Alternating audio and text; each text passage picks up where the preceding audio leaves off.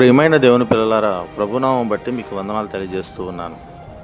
క్రీస్తు కృపను బట్టి మిమ్మును పిలిచిన వాణిని విడిచి భిన్నమైన స్వార్థ తట్టుకు మీరింత త్వరగా తిరిగి పోవుట చూడగా నాకు ఆశ్చర్యమగుచు ఉన్నది. గలతీ రాసిన పత్రిక 1వ అధ్యాయము 6వ వచన భాగం. ప్రియమైన దేవుని పిల్లలారా, గలతీ సంఘాలలో ఉన్నటువంటి పరిస్థితిని జ్ఞాపకం చేసుకొనుచు ఈ పత్రికను పౌలుగా రాసినట్లుగా మనం చూడగలుగుతాం. గలతీ సంఘంలోనే కాదు ప్రియులరా, ఈరోజు నేటి కాలపు సంఘాలలో కూడా ఇదే పరిస్థితి ఎదురవుతూ ఉంది. ఒకడు యేసుక్రీస్తు ప్రభుని ఆరాధిస్తున్నాడు, ఒకడు త్రిత్వము అంటున్నాడు, ఒకడు మరియమ్మ దేవత అంటున్నాడు.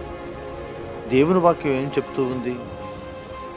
ఆదియందు వాక్యముండెను, వాక్యము దేవుని వద్ద ఉండెను, వాక్యమే దేవుడై ఉండెను, ఆ వాక్యమే కృపా సత్య సంపూర్ణునిగా మన మధ్య నివసించునని దేవుని వాక్యం రాయబడి ఉంది. మన వాక్యాన్ని అంగీకరించాలి, వాక్యం చేత మనం నడిపించబడాలి.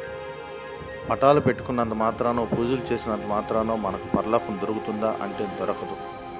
ఈరోజు భిన్నమైన స్వార్థల తట్టు లోకమంతా తిరిగిపోయింది. దాన్ని తిరగటానికి ప్రప్రథమంగా కొంతమంది సేవకులు కారకులైతే కొంతమంది విశ్వాసులు కూడా దానికి కారకులు అవుతూ ఉన్నారు. నిజమైన దైవ సంగమా, చీకటిలో నుండి ఆశ్చర్యకరమైన వెలుగులోనికి పిలిచిన వాడు యేసుక్రీస్తు ప్రభు అని మనం జ్ఞాపకం చేసుకొని భిన్నమైన సువార్తల తట్టు తిరగక యేసుక్రీస్తు ప్రకటించిన వాక్యమును అనుసరించి మనం ముందుకు వెళ్ళినప్పుడు మనం నిత్య జీవాన్ని పొందుకుంటాం. ఈ మాటలు విన్నటువంటి మీరందరూ కూడా నిత్య జీవ మార్గంలో నడుస్తారని ఆశిస్తూ ఈ నా మాటలు ముగిస్తూ ఉన్నాను. ఆమేన్.